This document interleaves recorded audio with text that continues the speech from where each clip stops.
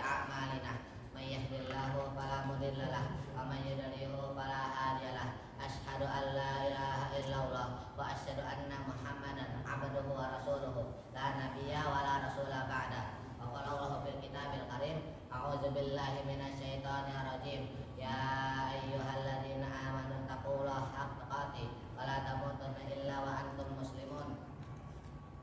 Amma ba'd. Pertama-tama segala puji bagi Allah, Tuhan semesta alam yang telah menciptakan langit dan bumi tanpa ada satupun yang menjaganya. Salawat serta salam mari kita junjungkan kepada Nabi besar kita Nabi Muhammad sallallahu alaihi wasallam beserta para keluarganya, para sahabatnya dan para tabi'un dan tabi'at, dan semoga kita menjadi umat beliau hingga akhir zaman kelak. Amin. Baiklah, berdiri saya di sini saya akan menyampaikan tema muhadharah saya yang berjudul fitnah. Pertama-tama, apa itu fitnah? Fitnah berasal dari kata fatana yang berarti alat yang biasa digunakan untuk membakar besi, logam, dan emas yang biasa sering dipakai untuk menguji kemurniannya. Dan secara istilah fitnah ini terbagi menjadi 3 arti, yaitu adalah pertama musibah, yang kedua yaitu adalah cobaan, yang ketiga yaitu adalah tuduhan. Fitnah ini berbagai macam bentuk dan amalannya. Salah satunya itu adalah huru-hara, pembantaian, provokasi, penghasutan, dan kesenangan ataupun kesedihan yang berlangsung lama. Fitnah sendiri memiliki berbagai macam sifat. Salah satunya itu adalah fitnah harta, fitnah jihad fisabilillah, fitnah dakwah, fitnah kekuasaan, fitnah ilmu, dan lain-lain. Tapi ada 2 fitnah yang lebih besar daripada itu. Fitnah ini besar akan tapi tidak mendahulukan yang pertama, yaitu adalah fitnah harta dan fitnah wanita. Yang pertama itu adalah fitnah harta. Pertama-tama kita harus mengetahui apa itu harta. Harta adalah suatu benda yang sangat berharga yang dimiliki seseorang, dan setiap harta itu memiliki kadar nilainya sendiri. Harta itu biasanya terbagi menjadi 2 golongan, yaitu adalah kebutuhan pokok dan kebutuhan primer. Kebutuhan pokok sendiri yaitu adalah makan, minum, pakaian, dan tempat tinggal. Sedangkan kebutuhan primer yaitu adalah mobil, motor, emas, handphone, dan lain-lain. Kemudian fitnah harta ini terbagi juga menjadi 2 golongan, yaitu adalah golongan bagi yang tidak memiliki harta dan golongan yang memiliki harta. Bagi orang yang tidak memiliki harta, maka fitnah hartanya itu adalah mencuri, merampok, korupsi, dan lain-lain.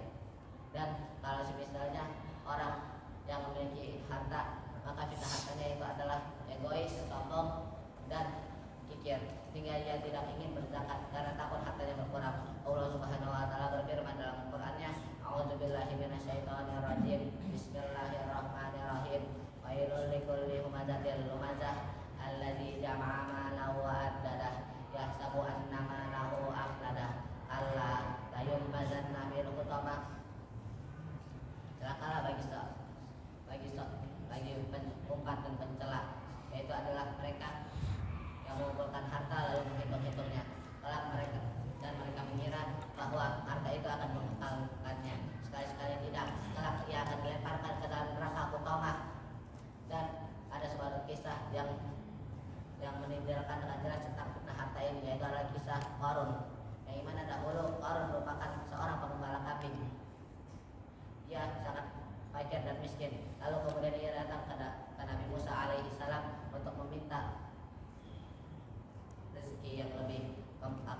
Kemudian Allah melimpahkan rezeki kepadanya hingga ada 70 budak yang sangat kaya dari Qarun, mungkin membawa kunci gudangnya saja tidak kuat.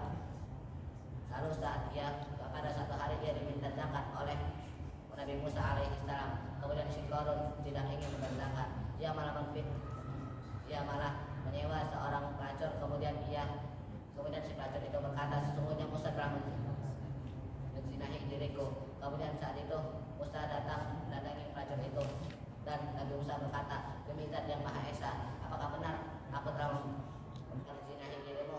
Kemudian karena pelacur itu takut, kemudian dia berkata, sesungguhnya tidak, engkau tidak menzinahi diriku, akan tetapi Qarunlah yang memaksaku untuk mengatakannya. Setelah itu kemudian dikumpulkanlah golongan kaum Qarun dan golongan Nabi Musa. Kemudian pada saat itulah